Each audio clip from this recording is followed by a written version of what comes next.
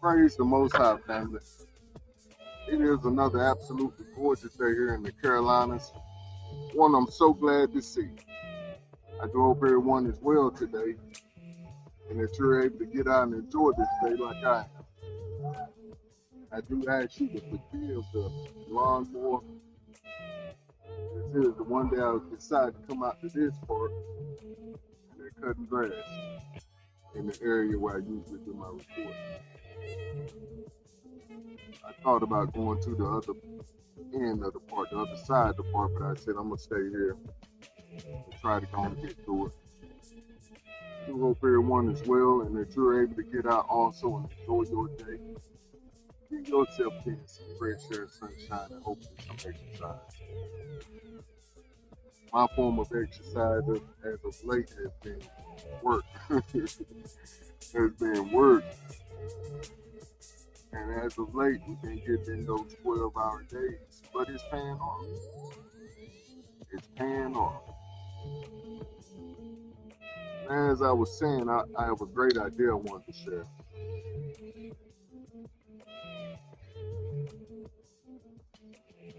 And it is the secret to the second Exodus. The secret to the second Exodus. And we can have a secondary idea of the Most High has a plan, path, and a way already for us to get back home. The Most High has a plan, a path, and a way already for us to get back home. Or already for us to get back home. We're first going to look at the scripts. And it's Jeremiah 6:16 through 17. And it says, ask for the ancient paths, ask where the good way is, and walk in it, and you will find rest for your souls. See, that's some responsibility on us that he's telling us we must adhere to. We got to ask for the ancient ways and then walk therein. See, a lot of times we want to take and put the blame on other folks for our position, where we're at and where we're not, what's happening to us and what's not happening to us. But life is all about maturity and responsibility on our end. See, the Most High has basically done all he's going to do. I've heard this preached before, and I do believe it. He came, he died, gave his life, gave us the power to fulfill our destinies, which is to wake up our people and to walk in the ancient path as an example to our people how we should get back into the land. And then Psalms 84:5, blessed is the man whose strength is in you, the Most High, and whose heart are the highways designed. So he's telling us here that the way to Zion is in our heart.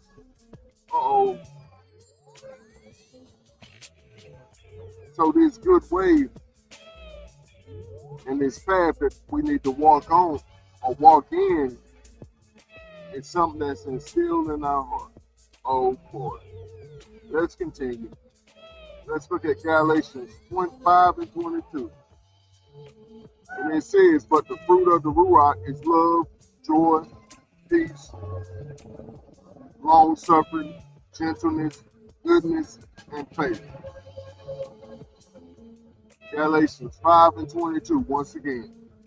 But the fruit of the Ruach is love, joy, peace, long-suffering, gentleness, goodness, faith. When the fruit of the Ruach is evident in our lives, we are on the ancient paths, back home to Zion. I'm going to read that again. When the fruit of the Ruach is evident in our lives, we are on the ancient paths, back home to Zion. And see, that text goes on to say, but we'll continue. And Galatians 5:16-17 says, so I say, let the Ruach HaKodesh guide your lives. Then you won't be doing what your sinful nature craves. The sinful nature wants to do evil, which is just the opposite of what the Ruach wants. And the Ruach gives us desires that are the opposite of what the sinful nature desires. These two forces are constantly fighting each other. So you are not free to carry out your own good intentions. Oh boy. Notice that thing said good intentions. That means wishing well. And John 16:13 goes on to say, in the same vein of this idea, howbeit when he, the Ruach of truth, is come, he will guide you into all truth, the ancient paths. For he shall not speak of himself, but whatsoever he shall hear, that shall he speak, and he will show you things to come. Oh boy. And up here at Galatians 5:22, I was going to add this idea in this. But it says the fruit of the Ruach is love, joy, peace, long-suffering, gentleness, goodness, and faith. And without which, if you follow these, there's no law, something like that. Which basically means if you following these fruits of the Spirit, then you're actually following the Most High's laws, statutes, and commandments to the whole. Especially with the first one, it says love. Because if you love the Most High, you're going to follow his commands, as Yahushua HaMashiach said himself. But I thought I had to put that back in to interject that before we carry on with this idea. And these are my final notes. When our forefathers followed the fire by night and the cloud by day, the Ruach of the Most High Yah, everything went well for them.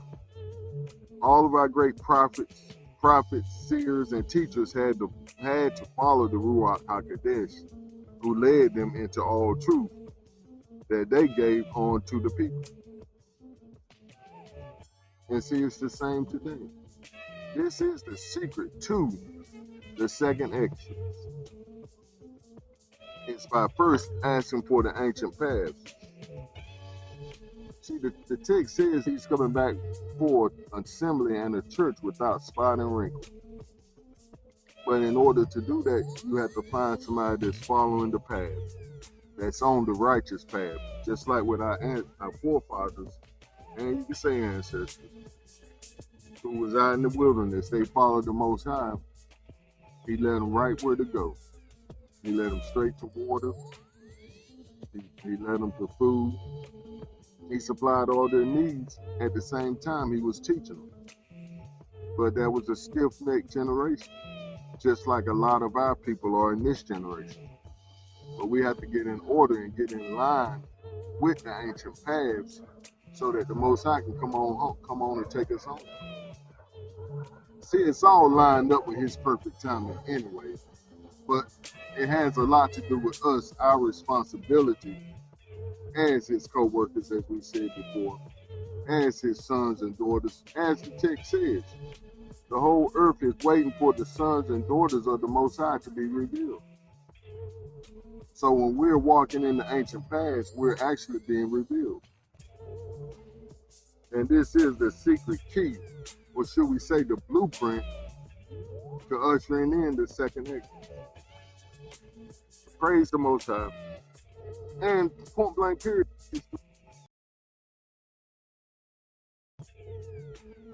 As we said, as children of the Most High, we're to do everything we can to please him and to work for his kingdom. Thank you, Father. I just heard a teacher saying, what are you doing for the kingdom? He said, what are you actually doing for the kingdom? That's somewhat of a count. Man, you can say that counts. That's an old word that my aunt used to use. She used to get mad at us, say, you ain't no count. Larry Jean, you ain't no count, Bob.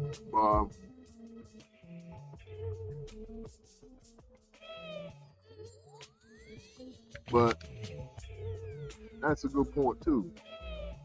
Because the text says only what we do for the Most High will stand, will last, will count. So we must be making full effort daily to be ushering in the second coming, to usher in our exodus out of the lands of our captivity.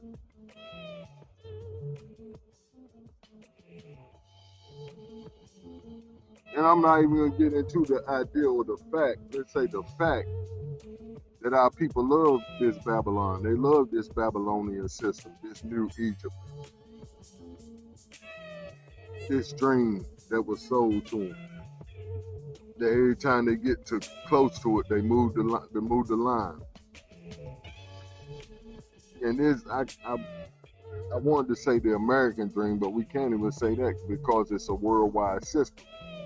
And see, that's what's going to make this exodus so amazing, because the Most High is not just pulling us out of one country or one nation, but he's pulling us out of all the nations. And as we speak now, he's judging all the nations.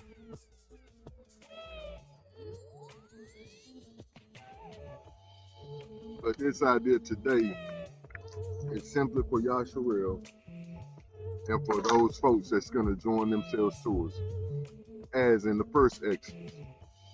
The strangers, praise the Most High. We're going to make that our time for today. We're going to get out here and start this day well. I have 2 jobs today to finish this week up strong. Praise the Most High. I do appreciate y'all so much. I appreciate the kind words, because they really inspire a brother or to get out here and do what I do. I mean, it helps. The Most High put foot to butt, so I don't have no choice. But when you get kind words from our Ox and Okotis, our sisters and brothers, it makes it just that much more worthwhile to know that I am, what I'm doing is of some worth to somebody else. And the Most High said he'll bless the works of our hands, so I trust that it is blessing whoever listens to it. And I hope we're all getting ourselves together to walk this ancient path. And this reminds me of the idea, I'm going to say this and we're going to go. The idea that we had a prior recording about listening closely to what the Ruach HaKodesh says, or to what the Most High is telling us. This is how we stay on the ancient path. Praise the Most High. Let's get it.